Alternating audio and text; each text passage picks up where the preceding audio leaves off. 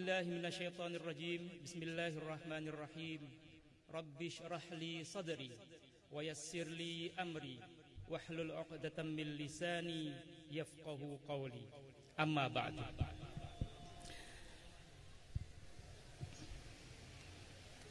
Hadratul Muhtaramin,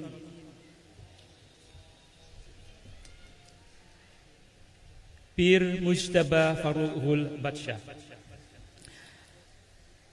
Sahib Zata Umar Faruhul Azizi,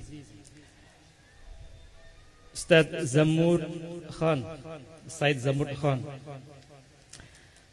Excellency Ambassador of Kazakhstan, and all distinguished guests, ladies and gentlemen. Really honored for me to stand in front of you here for the first time in this shrine, blessed shrine. And it is really great pleasure for me, as Indonesia and Pakistan are the two largest Muslim countries in the world. So without any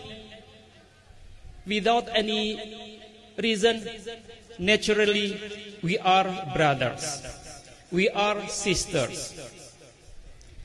We will not forget how Pakistan supported Indonesia when Indonesia was struggling to maintain its independence. President Sukarno of Indonesia had personal relationship with the Qaid Azam Muhammad Ali Jinnah, despite their despite the absence of their meeting in person, but they met in ideas, in values. And we believe in Pakistan as the agent of peace and harmony, not only in this region, but also Pakistan is no doubt as agent of peace in the world.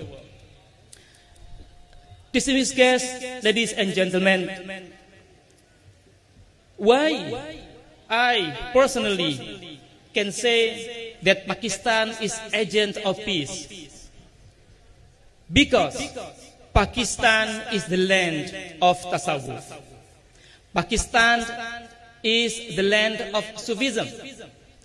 Pakistan is blessed with the saints, with the awliya, who request Allah subhanahu wa ta'ala to maintain His presence in this blessed country.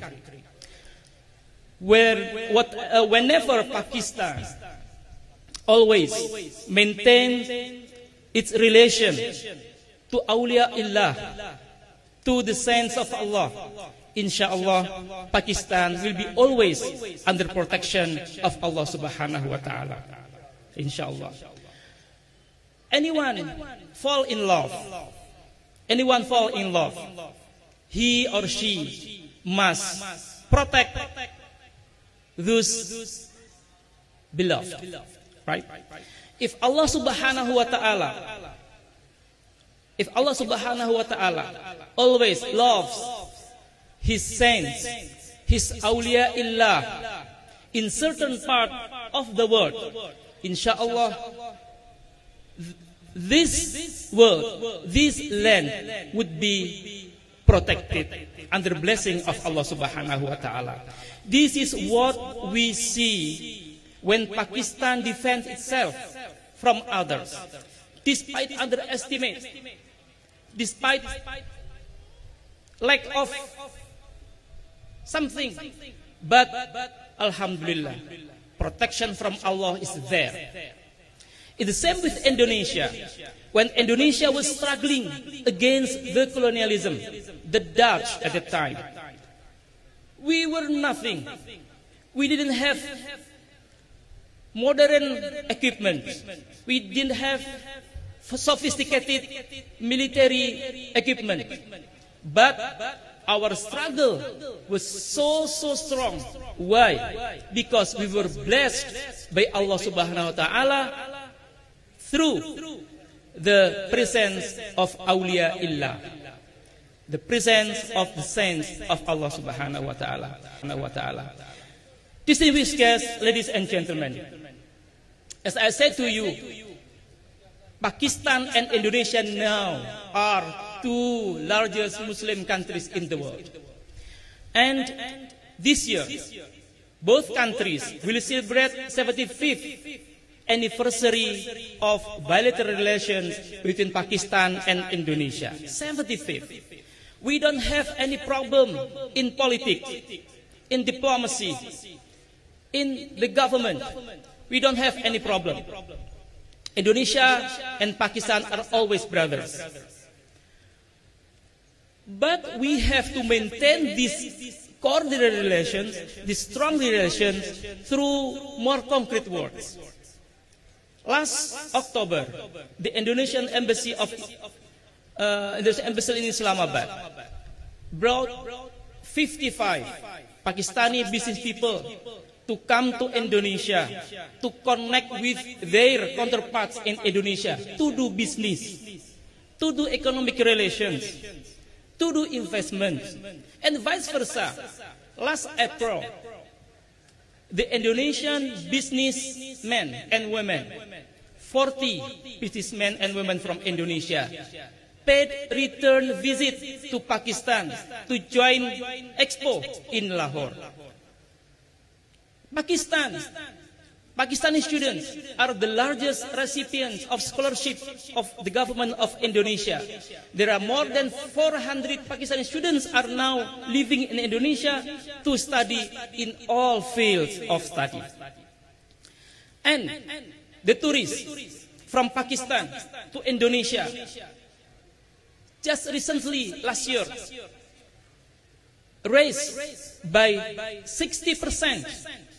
From 14,000 tourists a year to more than 21,000 Pakistan tourists to Indonesia.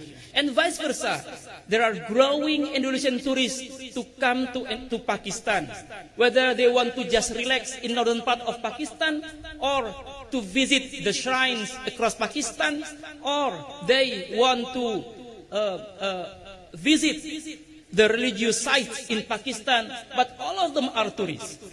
So there is reciprocal visit by Indonesia and Pakistan business people, the people in general between the two countries. So we have to welcome this reciprocal visit, and we support them to elevate the relations to further level. I mean to the strategic level. As my brother mentioned, that Indonesian embassy has initiative to make the relations between the Muslim scholars and ulama of the two countries even closer and stronger. Inshallah, we are now working on that, and we will happy invite all Sufi leaders, including the Sufi leadership of Naqshbandiyah, to come to Indonesia. Indonesia is the home of more than 40 tariqat order. The most tariqat order in Indonesia is Naqshbandiyah wal Qadiriyah. So all of you are welcome to Indonesia, and the embassy of Indonesia in Pakistan is ready to have further cooperation with you, inshallah. Wallahul muwaffiq ila aqwamit thariq. Wassalamualaikum warahmatullahi wabarakatuh.